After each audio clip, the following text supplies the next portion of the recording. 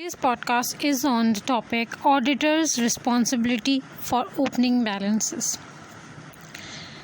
Auditor responsibility for opening balances arises when there are two scenarios. First, prior year financial statement were audited by another auditor. Means this is now your first time you are auditing a company. And the second scenario is the prior year was not audited at all. So the first thing, that prior year financial statement were audited by another auditor, so it is a less difficult because you don't need to start from the scratch. Okay, so it's not a complicated matter because you have to rely on another auditor work, but financial statement of prior were audited. But in the second scenario, for the opening balances, prior year was not audited at all. This can be the case like company was exempt last year. For example, it was a small company, so it is a very difficult task to audit the opening balances because the auditor have to start from the scratch. So when is auditor going to when the scenario arises when auditor responsibility for opening balances, either the other prior financial statement were audited by another auditor or the financial statements of prior were not audited at all. So getting deeper into each scenario, the first is prior year financial statement were audited by another auditor. So before relying on the work of others, as discussed in the previous podcast, there are three prerequisites that need to be checked: independence, competence, experience, and adequacy of work documented. Now, there are four things that need to be considered in addition. That is, consider the professional competence and independence before relying on the work of another auditor. Second, review the working papers. We are reviewing the working papers, so the closing balance should be same as the opening balance. We are going to match them, reconcile them. Third, if the prior year period auditor report was modified, then pay particular attention in the current period to the matter which result in the modification, because these will tell the risky areas. Only we have to look at if their prior financial statement were modified. And fourth, refer in the other matter paragraph the name of the prior year auditor, type of opinion, and date of report.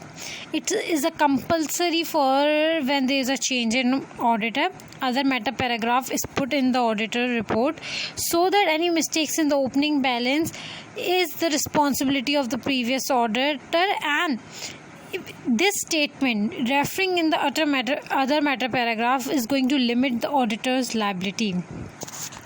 So when prior financial statements are audited by another auditor, there need to be four things that need to be considered. First is we are going to check the four prerequisite: independence, competence, experience.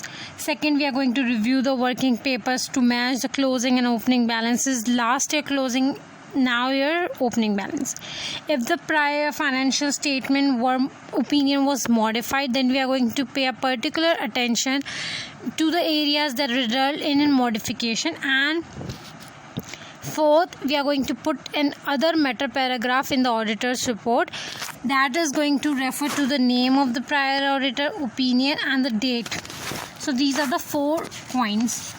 Now, what if the prior period financial statements were not audited?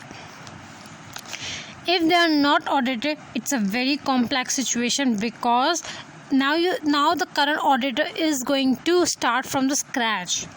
Now, the first thing is that the auditor is going to verify the balances of payments and receivable during the year, that is the collection of payment of opening balance, account receivable or payable in the current period.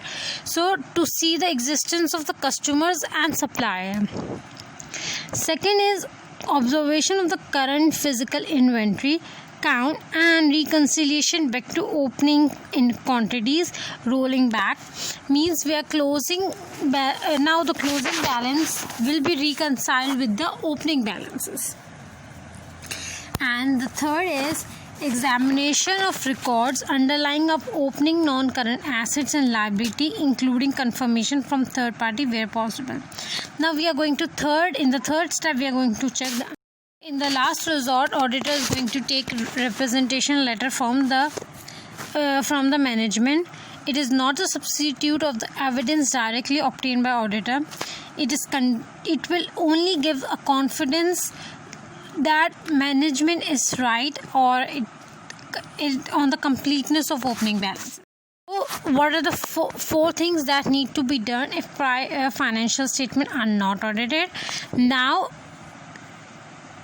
the accounts receivable and payables are going to be verified.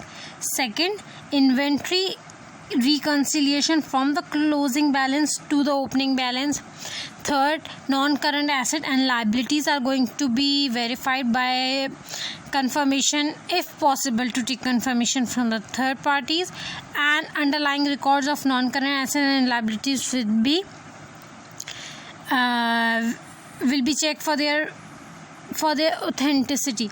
And fourth, there is going to be a representation letter from the management.